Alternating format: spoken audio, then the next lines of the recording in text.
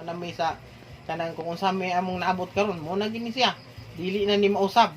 Mo na gini siya muna mintras bata pa mo iplastar ang inyong mga plano sa inyong kinabuhi. Mintras bata pa kay sa panahon nga mo pa nila life is begins in 40.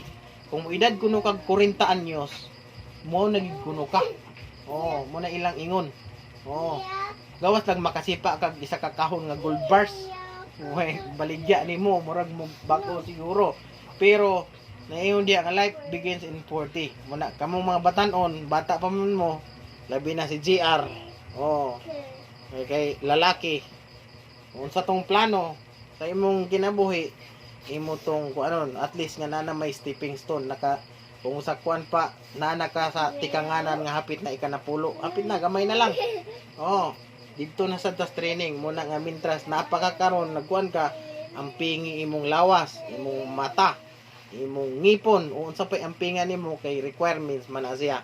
Kung di na nimo ampingan, basin og diha ra imong musangit. Sa mga bata pod nga nag-eskwela paningkamot kay para gitawag nga mausab ang dagan sa atong kinabuhi pohon. Ila ni Meiji, lang ningkamot ulahi sa mga gitawag distraction sa pag-eskwela. Kay kung ma-distract na gani ang pag-eskwela, ma-divide na ang atong mga hunahuna, mawala na dayon ta sa atong gitawag nga plano sa atong mga kinabuhi. Muna kinahanglan nga ato huna-hunaon nga ang mga achievement dili nato na siya maabot kung dili ubanan sa panalangin sa Ginoo, uban pod sa atong pagpaningkamot, uban na silang tanan. Muna ang atong buhing handom nga pag-abot unta na pulo ka tuig gikan karon aduna nay kabaguhan ang dagan sa atong kinabuhi. Kay sumala sa uno huwa nag-ingon diha, ako nangumusta sa inyong kahimtang na diha duha ka uswagan sa imong gitawag nga espirituhanon o gitawag nga kahimtang. Muna siya nga naa siya gitawag nga pangumusta, nangumusta siya. Muna nga napulo ka tuig gikan karon, kinahanglan nga naatay goal mga batanon, natay goal nga kinahanglan maabot.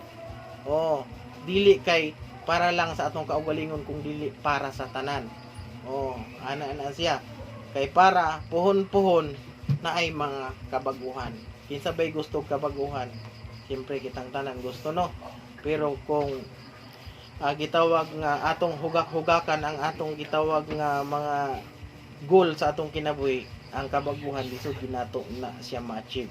Muna kinahanglan nga ato yung paningkamutan uban sa tabang sa balang espiritu. Kay di man gina ta maabot kung ang balang espiritu sa Dios dili mo tabang. Sa panahon si Kristo ni kayab na paingon sa langit, niingon siya nga katong sa Juan 14 niingon nga ayaw ka mo kabalaga kay mubilin ako og manlalaban. Nga mao ang balang espiritu. Kung ang Biblia atong basahon, ang balang espiritu ni puno sa tibuok nga kalibutan. Muna atong hunahunahon.